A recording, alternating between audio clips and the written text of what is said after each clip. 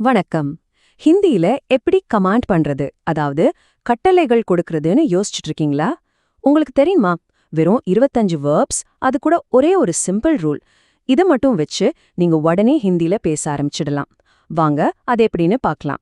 இந்த சின்ன எக்ஸ்பிளைனர் முடியறதுக்குள்ள நீங்களே பல பிராக்டிக்கல் சென்டென்சஸ ரொம்ப ஈஸியா உருவாக்க ஆரம்பிச்சிடுவீங்க. என்னது, நம்ப முடியலையா? சரி, வாங்க ஸ்டார்ட் பண்ணலாம். சரி, ஹிந்தி கட்டளைகளுக்கான அந்த சீக்ரெட் கீ என்னன்னு பார்க்கலாமா? இது ரொம்ப ரொம்ப சிம்பிள். முதல்ல ரூட் வேர்ப், அதாவது மூல வினைச்சொல். உதாரணத்துக்கு செய் அப்படின்னா கர். இப்போ உங்க ஃப்ரெண்ட் கிட்ட பேசும்போது அந்த ரூட் வேர்ப் கூட ஓ சேர்த்தா போதும். கர் கூட ஓ சேர்த்தா கரோ, அதாவது செய். அதுவே பெரியவங்க கிட்ட இல்ல மரியாதையா பேசணும்னா ஐயே சேர்க்கணும். சோ கர் கூட ஐயே சேர்க்கும்போது அது கீஜியே அப்படின்னு மாறும், அதாவது செய்யுங்க. சரி, ஒரு விஷயத்த செய்யாதே அப்படின்னு சொல்லணும்னா ரொம்ப சிம்பிள். அந்த வேர்ப்க்கு முன்னாடி மத் அப்படின்ற வார்த்தைய போட்டா போதும். மத் கரோனா செய்யாதே, அவ்வளவுதான். இந்த ஒரு ரூலை மட்டும் மனசுல வச்சுக்கோங்க. சரி, நாம இப்போ கத்துக்கிட்ட அந்த ரூலை வச்சு நம்மளோட முதல் செக்ஷனான அன்றாட செயல்கள், அதாவது எவ்ரிடே ஆக்ஷன்ஸ்குள்ள போகலாம் வாங்க. இப்போ இந்த டேபிள பாருங்க. சே அப்படின்னா அதோட ரூட் வேர்ப் கர். ஃப்ரெண்ட் கிட்ட சொல்லும்போது கரோ, மரியாதையா சொல்லும்போது கீஜியே. அடுத்து போ, அதோட ரூட் வேர்ப் ஜா. ஃப்ரெண்ட் கிட்ட ஜாவோ, பெரியவங்க கிட்ட ஜாயே. அதே மாதிரி தான் வா, அதாவது ஆ, அது ஏயோ ஆயே அப்படின்னு மாறும். பாத்தீங்களா அந்த பேட்டர்ன் எப்படி ஒர்க் ஆகுதுன்னு? எல்லாம் ஒரே ரூல் தான். சரி, இது ஒரு சென்டென்ஸ்ல எப்படி யூஸ் பண்றதுன்னு பார்க்கலாம். அங்கே போங்க அப்படின்னு சொல்லணும். அங்கேனா ஹிந்தில உதர். மரியாதையா போங்கன்னு சொல்லணும்னா ஜா கூட ஐயே சேர்த்து ஜாயே. சோ உதர் ஜாயே, அவ்வளவுதான். ஓகே, இன்னும் சில வேர்ப்ஸ பார்க்கலாம். குடி அப்படின்னா பி. இது பியோ பிஜிஏ அப்படின்னு வரும். அடுத்து தூங்கு, அதாவது சோ. இதுல ஒரு சின்ன எக்ஸெப்ஷன் இருக்கு. இன்ஃபார்மலா சொல்லும்போதும் சோ தான், ஆனா ஃபார்மலா சொல்லும்போது சோ ஏ அப்படின்னு சொல்லணும். அப்புறம் எந்திரி, அதுக்கு உத். சோ உதோ உட்டி. இது நம்ம அடிக்கடி யூஸ் பண்ற ஒரு வாக்கியம். தண்ணீர் குடிங்க. தண்ணீர்னா பானி. மரியாதையா குடிங்கன்னு சொல்றதுக்கு பி கூட இயே சேர்த்து பிஜிஏ. பானி பிஜிஏ. ரொம்ப யூஸ்ஃபுல்லா இருக்கும்ல? அடுத்தது செக்ஷன் 2. இங்க நம்ம பார்க்கறது, கேட்கறது, படிக்கிறது மாதிரி லேர்னிங் சம்பந்தப்பட்ட வேர்ப்ஸ பார்க்க போறோம். இந்த செக்ஷன்ல இருக்கிற வேர்ப்ஸ் எல்லாம் ரொம்ப ரொம்ப முக்கியம். பார்க்கு ரூட் வேர்ப் தேக், சோ தேக்கோ தேக்கியே. கேளுக்கு சுன், சோ சுனோ சுனியே. அதே மாதிரி தான் படி, அதாவது படு, மற்றும் எழுது, அதாவது லிக்குக்கும் வரும். இப்போ உங்களுக்கு அந்த பேட்டர்ன் நல்லாவே புரிஞ்சிருக்கும்னு நினைக்கிறேன். கரெக்டா? ஒரே ரூல் தான் எல்லாத்துக்கும். ஹே, இப்போ நான் உங்ககிட்ட சொல்றது கூட இதுதான். கவனமாக கேளுங்க. கவனமாக அப்படின்னா தியான் சே.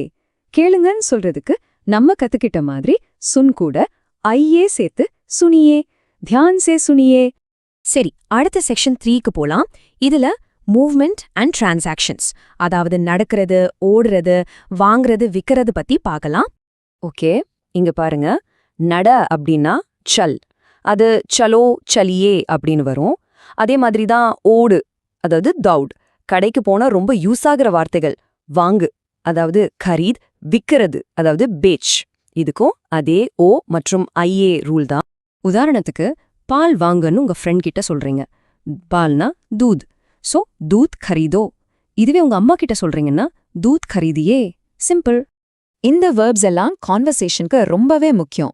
பிடிக்கு பக்கட், பக்கடோ பக்கடியே. இது நார்மல் தான். ஆனா கொடு, அதாவது டே, அண்ட் எடு, அதாவது லே, இது ரெண்டும் கொஞ்சம் ஸ்பெஷல். டே வந்து டோ டிஜியே அப்படின்னு மாறும். அதே மாதிரி லே வந்து லோ லீஜியே அப்படின்னு மாறும். இதை மட்டும் கொஞ்சம் நோட் பண்ணிக்கோங்க.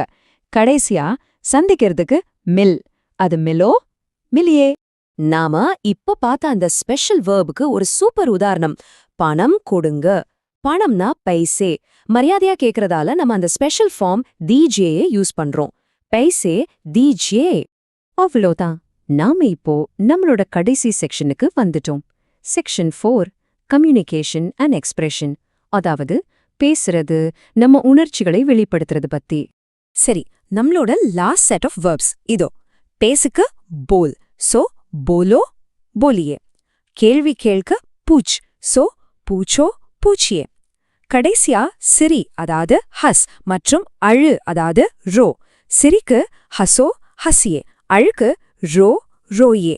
இதுவும் நம்ம முன்னாடி பார்த்த சோ மாதிரி இன்ஃபார்மல்ல ரோ தான்.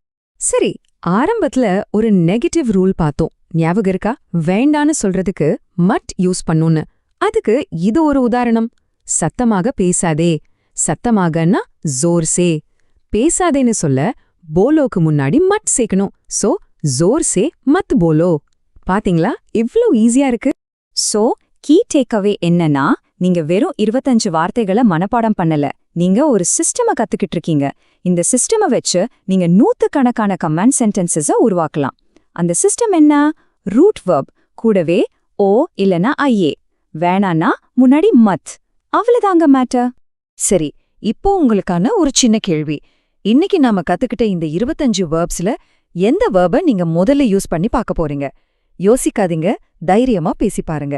உங்களோட இந்த புது மொழி பயணம் சிறப்பா அமைய வாழ்த்துக்கள்.